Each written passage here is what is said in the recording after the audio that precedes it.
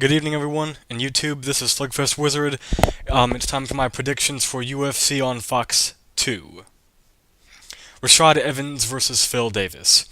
Let's jump on right into this. We've got plenty of MMA this past month, and next month too.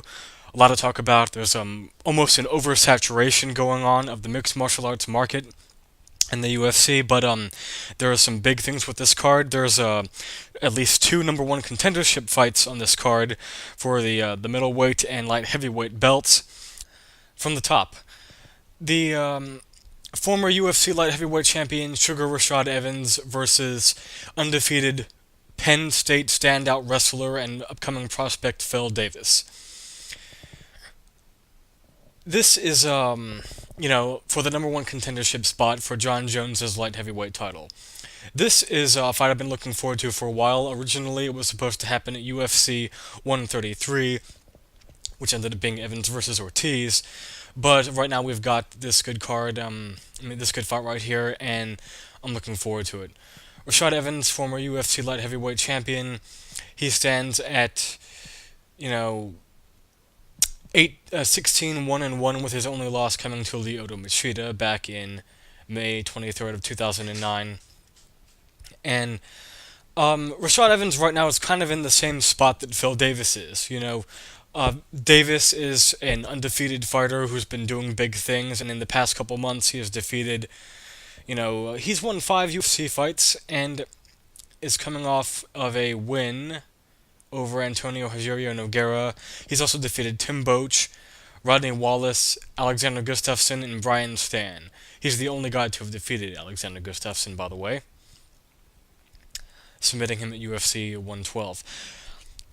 For the Penn State All-American wrestler, Phil Davis, this is a big step up in competition for him, and it'd be nice to see him get the win, but I have a feeling that the UFC really wants to see Rashad Evans, the former training partner and teammate of Jon Jones, get the win here. And I think he's going to be able to because Rashad Evans is a much better striker than Davis. Some people are high on him, but my problem with Mr. Wonderful is that he does have really nice takedowns and stuff, but again, Rogerio Nogueira, a guy who's not known for having great takedown defense, was able to stuff several of his takedowns in the first round of their fight, and in the second round of the next fight. Although he did turn it up in the third round, that was good. But it's difficult seeing how Phil Davis can win this fight because he still has problems striking with elite-level competitors. He throws lots of looping high kicks that look good, but they're not that powerful looking at the same time, too, and they don't do a whole lot of damage.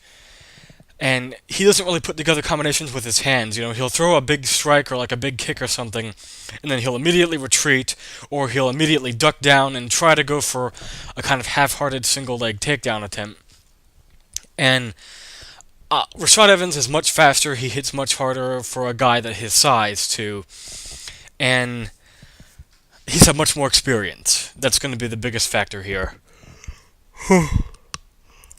Also, I think Rashad Evans is a much more explosive wrestler if need be. So we're going to see lots of times, I think, of Rashad Evans going for takedowns against Phil Davis in this fight at the end of the rounds, I see him stuffing most of Phil Davis's takedowns and landing strikes, busting him up with shots whenever he needs to. And I see him doing that en route to either winning a unanimous decision or finishing off Phil Davis early on in the third round with strikes due to a TKO. So that's what I see happening, and hopefully he gets it done, Next bout. Chael Sonnen versus Michael Bisping. In the co-main event and the second big fight to be featured on the main card, live and free on Fox tonight, we've got a former number one contender, Chael Sonnen, and NCAA All-American wrestler, taking on the Ultimate Fighter 3 winner, Michael Bisping, in a battle of perennial trash talkers and longtime MMA veterans. If you've been following mixed martial arts, you know the deal. Mark Munoz is out with the original scheduled opponent for Chael Sonnen, and now Bisping is in. Okay, so let's talk about this. All right. Ever since his loss to Vanderlei Silva, Michael Bisping has, put together a nice little winning streak. A lot of people don't like him. There are a lot of people that don't like these guys. I personally don't have that much of a problem with Bisping. He's a fairly entertaining character. I'm not a fan of his, of course, but he always shows up to really, you know, I've never really seen him in a boring fight, and he puts on, good shows every now and then. Since his loss to Vanderlei Silva, he has defeated Dan Miller, Yoshihiro Akiyama, Jorge Rivera, and Jason Miller. He beat Jason Miller on December 3rd of 2011 in somewhat of an underwhelming fight because he surprisingly really he was gassed kind of badly in that fight, Miller was even more gassed and was very one-sided after the first round, but he was able to finish Jason Miller in the third round in that on that card of the final Ultimate Fire season show on Fox. And with this fight, it's fairly simple and pretty straightforward. Chael Sonnen is the only man to have almost defeated Anderson Silva in his UFC career, and he, trains out of Portland, Oregon.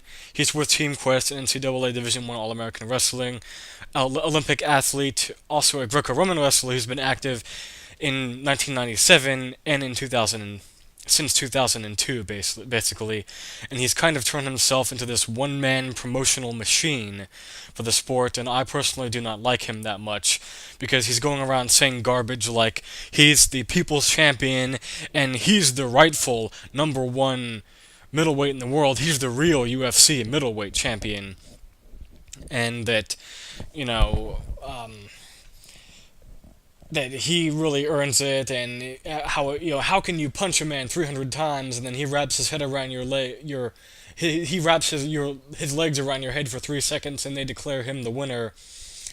Yeah, when you tap out, you declare someone the winner, man. You declare the other guy the winner.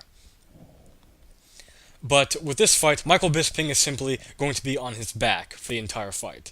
With Chael Sonnen, you know exactly what you're going to get. He's going to get in your face. He's going to put the pressure on you, double leg take you. He'll shoot a double leg takedown, get you on the mat, and he'll ground and pound you until you give up. You tap out due to a submission he lashes onto you like he did against Brian Stann, or he does that for 3 rounds and he out-decisions you. With Michael Bisping, his takedown defense is not great, and the only time he ever fought a true number one middleweight in the world, he ended up being on the receiving end of the knockout of the year against Dan Henderson. So really, it's very difficult seeing me how Michael Bisping can possibly defeat Chael Sonnen in this matchup. He might have an advantage in trash talking, of course, but... And other than Michael Bisping putting together decent 1-2 combinations on the feet, because that's what he does. He sticks in moves and he times you and puts together combinations and busts you up on the feet. So unless Michael Bisping is able to do that and win a close split decision or get some sort of a referee or a doctor stoppage due to cuts or something like that, I just see him getting taken down and beaten up for 3 rounds and losing a unanimous decision to Chael Sonnen. That's what I see happening. I see Chael Sonnen doing that, and then after Chael Sonnen defeats Michael Bisping, I see him once again calling out Anderson Silva and saying that he sucks or something like that. Alright? Next bout. Demian Maia versus Chris Wiedman. Okay, before we talk about the first fight that will air on the main card and on the main show at first, let's talk about... I just wanted to get it out there that I'll be really rooting for Michael Bisping in his fight with Chael Sonnen, and I really hope he does win. Because Silva versus Bisping would be an interesting matchup, although I fear Michael Bisping will really have no chance to win that one. But I don't see Bisping's striking or his submission attempts being anything that will be good enough to truly threaten a guy with the type of onslaught that Chael Sonnen brings to the table. Alright, next fight. Sao Paulo's Brazil's Demian Maia taking on Long Island's Chris Wiedman. Demian Maia stands at 16-3 in his MMA campaign. Challenged for the title back in 2010, but then he was able to beat Mario Miranda, Kendall Grove. He lost to Mark Munoz, and then beat Jorge Santiago. When Demian Maia first showed up to Alright, here's my problem with this fight. Surprisingly, the undefeated NCAA Division I All-American, two-time wrestling champion Chris Wiedman from Huntsville University. Mr. Weidman is actually the favorite to win this fight, even though Demian Maia has had much more experience and is a much more higher-ranked middleweight in the UFC. I started to wonder why, because I again think that Chris Wiedman is going to win this fight. But, and I guess my reason for thinking that, basically, is that since when Demian Maia showed up to the UFC, he submitted Ryan Jensen, Ed Herman, Jason McDonald, Nate Quarry, and Chael Sonnen, with no one making it to a unanimous decision with him. And then in April of 2009, he had that really quick loss to Nate Marquardt, and since then he has not. He's gotten wins, but he hasn't really been latching on any of those quick, slick submissions.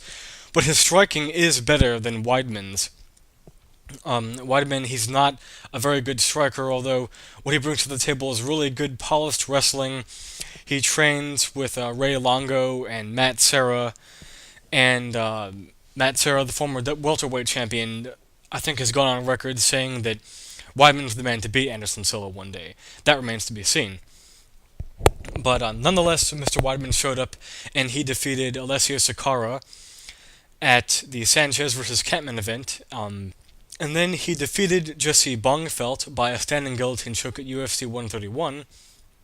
And then he submitted Tom Lawler in a stylish fashion at UFC 139. So that's good. He's 7-0, hasn't lost yet, and this is a big step up in competition for him too.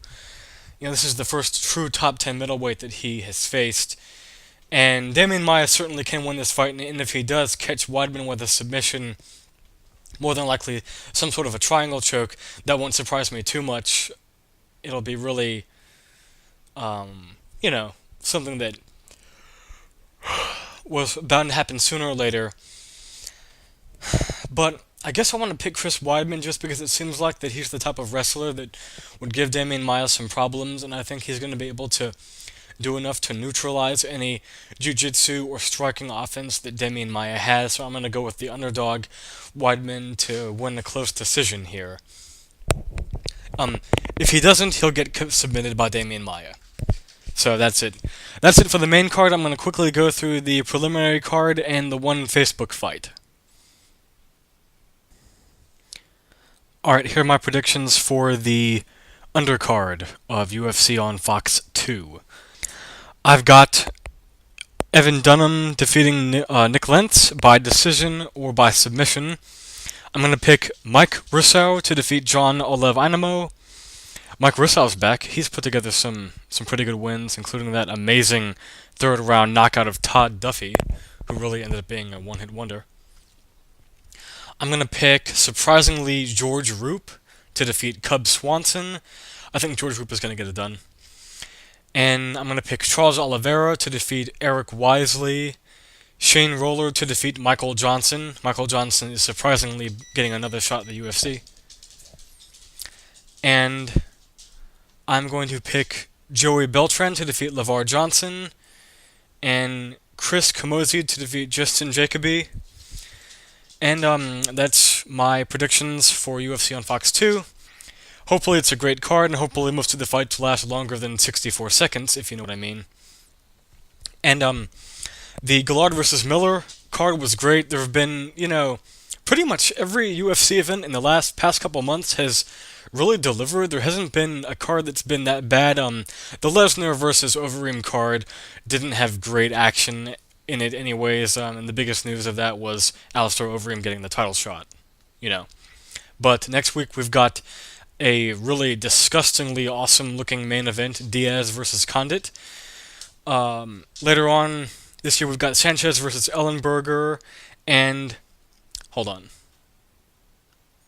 gonna have to go through this pretty quickly.